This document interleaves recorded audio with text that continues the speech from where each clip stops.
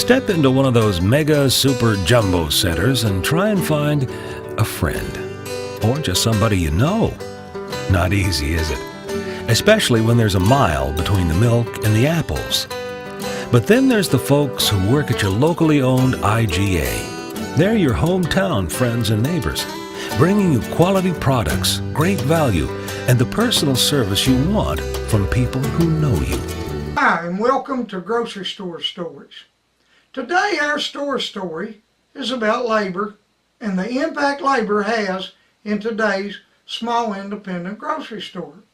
Now, labor is a key factor in an independent grocer's ability to survive in today's competitive grocery market. Now, where are you on labor? Are you at 7%? Are you at 12%? Or do you get $100 sales per man hour or $150 sales per man hour? The worst case is you don't know. Does your labor include your employees' health insurance, any cash labor, vacation labor, bonuses for labor, the taxes on your labor? Now, I have found everyone has a different way to gauge labor. We include all bonuses, taxes, cash labor for a total labor amount, and we count vacation hours off our hourly labor, but we add all labor cash into our labor per man hour to sales report. It's all right to be at 7% or 12% labor, as long as your store is making money. Now, the worst case you can be in with your labor factor is not knowing the cost because you're not accountable for your store. Now, I'm going to attempt to show in this short 30-minute video how we changed our store format, how we used our in-store accountability to bring our store labor under control, and how with a store reformat of service, selection, and store hours, we revived our store.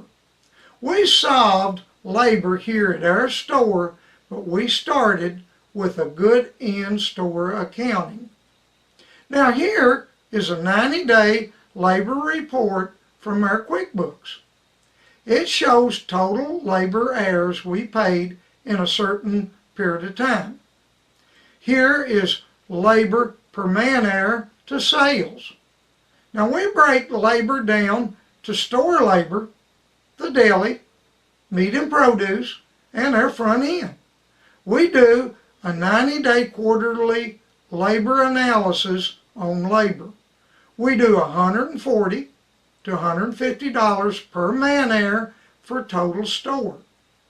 This labor accountability by total dollars and by productivity has allowed us to bring labor under control in our store. Now, here are the main key points of this labor video. Hiring, training, providing a decent workplace, a consistent schedule, store rules, accountability, management, attitude, and character. Labor, along with profitability, can be solved by a change in store format. We solved our labor by reformatting our store.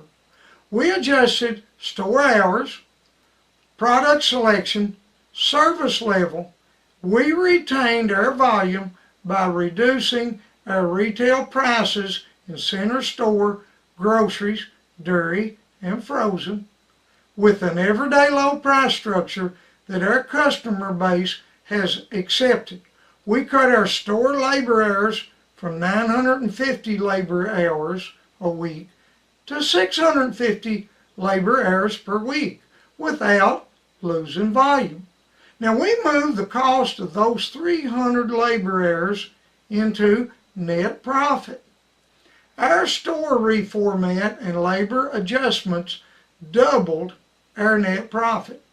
Now, in hindsight, for our store, it was much easier to double our net profit than double our store's volume. This is a key point of this video. Now in the past, our store opened at 6 a.m. and closed at 10 p.m. We had a full sit-down hot deli, breakfast, lunch, and dinner, pizza and home-cooked meals for lunch and dinner. We serviced our small trade area with services that our competitors, the dollar stores and the Save-A-Lot, simply don't do. Our business was built on these services and brand name items. We, as many other independent grocers, took a lot of pride in service, selection of brand names. I believe our store was a normal independent grocery store. Now, we reduced our deli product selection to slicing lunch meat and cheese, making pre-made birthday cakes, and a pre-made sandwich program. We reduced meat selection and meat department coverage of a meat cutter on duty. We changed store hours to 9 a.m. to 8 p.m. We reduced our store grocery stocking from every day to truck day plus some fill-in stocking by limited stocking hours. We reduced labor hours from 950 hours to 650 labor hours a week. We did this and added a gas program at a 300 per week savings in labor hours. Now, we lost sales in the deli, but we have gained a small volume increase store-wide. We reduced the cost to move groceries 3 or 4%. And now, this is a key point without any reduction in volume and total store gross profit. We fit between our dollar stores and Save-A-Lot because we have learned to share our customer with them. Our store hours, service level, and product selection is in balance with our market's need and our profit needs at our store. We simply learn to make more money on our present volume by rethinking service, selection, and store hours. Good labor management should start with proper hiring procedures. The time spent gathering applications, interviewing, calling and checking on applicants, doing a new employee trial work schedule, all help to identify the right new employee. Now we hire by positive interview and the new applicant's appearance. We bring a new person in for a trial shift. 2 4-hour trial work shifts shows their ability to fill the schedule and if they can do the job. A 30-day probation period shows their ability to fill their schedule and their true attitude toward their job and other employees. Proper training for most of our store is cashiers, stock help, and boys. These are what we refer to as single shift ready. By this, I mean they can be trained within a couple of 4-hour shifts to perform their duties. Now, we do 650 labor hours per week. 65% of those hours fall under this shift-ready mentality. The managers, they get paid well and bonused if they hit their service, profit, and sales per man-hour quota on our 90-day quarterly report. We pay more than the average service business in our area. We train job specific on these 450 hours. We manage better. We get 50% more per hour productivity than the average small independent. Now, our $150 per man hour sales puts us in a 7% labor factor. Our in-store accounting keeps labor at a constant, acceptable level. Our simple service, selection, and the defined task of our employees has reduced employee turnover, and it's reduced customer complaints. We, the small independent grocer, work a lot of women. Now they need the respect that all women need and deserve. They should have a safe, healthy, decent workplace. Husbands simply won't let their wives work where they are not trained and treated respectfully. Providing a respectful, decent workplace is a management responsibility that deserves constant attention. A consistent schedule and our reduced store hours solved a lot of our labor turnover. Now we close at 8 p.m. No cashier works over 3 night shifts and only a Saturday or a Sunday shift. And they work a consistent shift. Closing at 8 p.m. improve the quality of our employees. Now, my conclusion on closing at 8 p.m. was we've been able to hire better, more honest employees than in the past. A consistent work shift for employees allows our employees to plan for their home life. We cut our employee turnover 50% when we changed these things. We have consistent store rules that apply to all employees.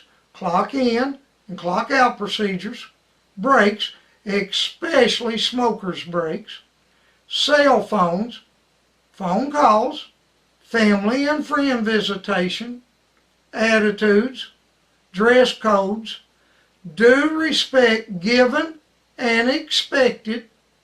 Now, these things must be addressed by every manager, every employee, every single day. Now, our reformat of our store put our market, our competitors, our service, and product selection, our gas, lottery, deli, our labor, our location in a profitable formula to set our store apart from our competitors and reduce the cost to move groceries all at the same time. Now, a key point of this video is not just reducing labor.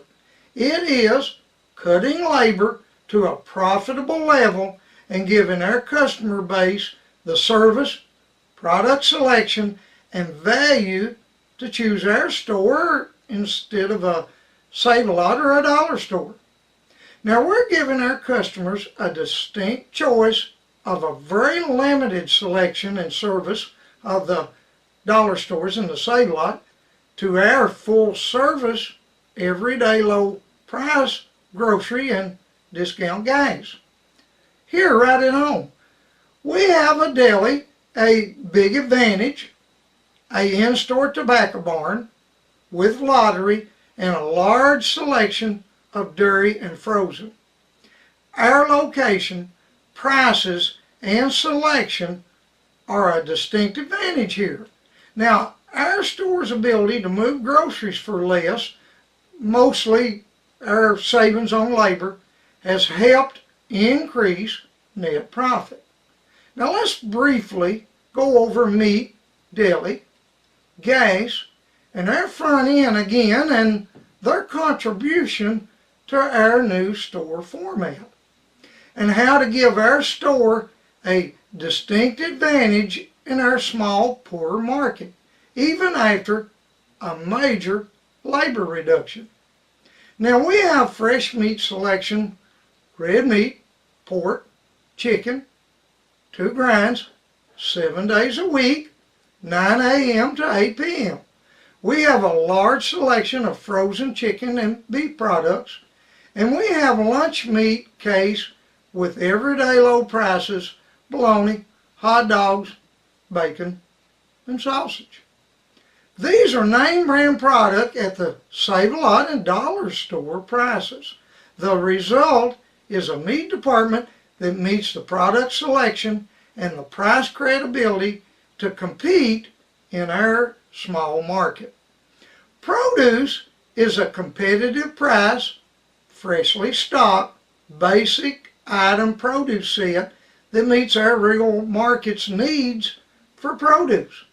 And the meat department has absorbed the labor errors of taking care of the produce department.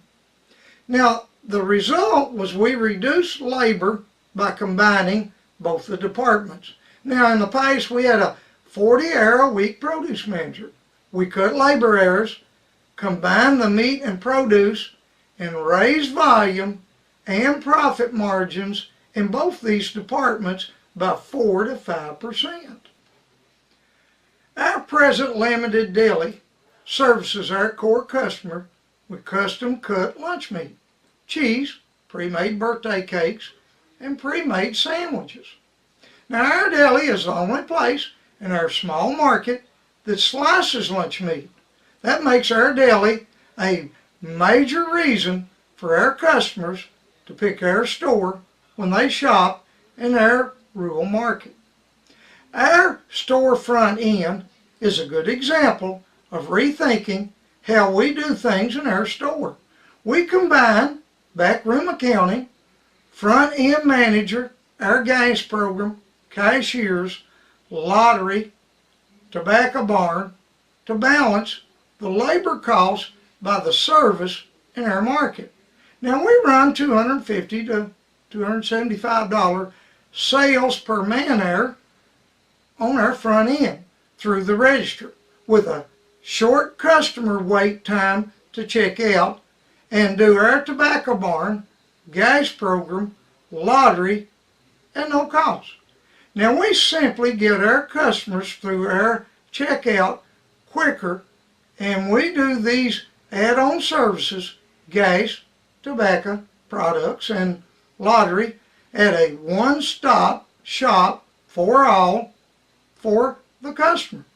We implemented a 40-cent gas program without adding a single hour of labor on our front end schedule. Now, we're moving gas at zero cost. Now, our gas at zero cost allowed us to implement our 20-cent gas discount, buy nothing else, and a 40-cent discount gas and grocery combo deal.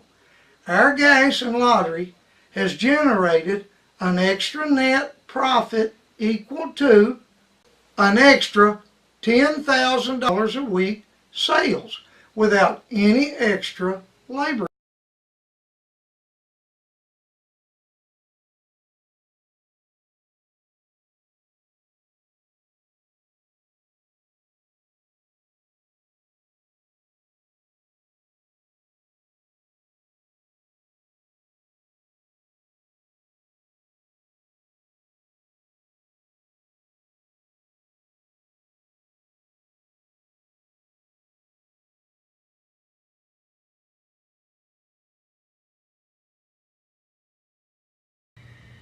Now, there's no set formula for any small independent grocer. No one but you, the manager-owner, can define your market's needs and labor costs, product selection, labor errors to gain a profitable store format in today's market than you, the manager. It's simply not a set formula. It took me years to reformat my store format, then to implement and adjust going to a everyday low on my center store and a 40-cent discount gas program to balance my customers' needs to making a fair profit. But rethinking and reformatting my store has been the most positive thing I've done in my 40 years. And after I reformatted, my customer was slow to seeing the savings and the value of our program. A key point here, take the time to reformat, then be patient for your customer base to accept your reformat and the changes you've made. Management attitude and how to deal with your store's labor, person by person, and situation. Now first, I would like to say we, the small independent grocer, needs to acknowledge that our customer base and employees are our greatest asset. Both needs to be valued and took care of. Now the catch-22 for both is how well we value and manage them with a positive attitude and take care of our business at the same time. Managing labor starts with management attitude. Now, I don't want to throw stones here, but a productive and effective labor force starts with you, the manager. Your attitude and the way you manage is very important. Your total store and labor force is partly a reflection of you, the manager. Manage. Strong management is important. Be kind, be consistent, be a boss first and a friend second. Be fair and show you care. Know when to jack an employee up and when to lift them up. Personally, take good or bad news to any employee that deserves either. Every employee, from the new stock boy to the store manager, should be addressed in an honest, decent manner, and in return, employees should show you the same respect. Talk plain and straight and do what you say. Your employees know who you are, they know what you are, and they know how you are. Your task is to stand tall, stand straight, and be honest at all times. Now, I believe that managing starts with these traits. Anything less, and your employees, they'll hate you for it in the end. And worse for your store, they will underperform and undermine you and your store format in the end. The end result is you and your store will lose. Managing is making hard decisions with proper accountability, positive attitude, the knowledge of your business, and the mental discipline to follow through those decisions. The changes I'm advocating in this short video is not the easy path for you, the owner-manager. You must mentally buy into a defined store format that is both controversial and unpopular for your employees and customers. Simply stated, you must retrain not only your employees, but also your customer base. You must be willing to share your customers with your competition. Use us as a guide of what we have done here to change your store and develop your own plan to fit your market. You as owner-manager should know your market, your customer, your warehouse, your facilities, and your location. You should know your main competitors' weaknesses, strengths, and their attractions. And more important, you must know and acknowledge your strengths, your weaknesses, and your attractions. Your plan should include sharing your customer with these well-deserving competitors at a fair profit to you, the store. Now, define your core customer. The customer that is in your store 4 or 5 times a week, or shops on Friday and fills a basket. That core customer that uses your store for a big part of their grocery needs, and focus on giving he or she a consistent, good product, good service, and a value on their groceries.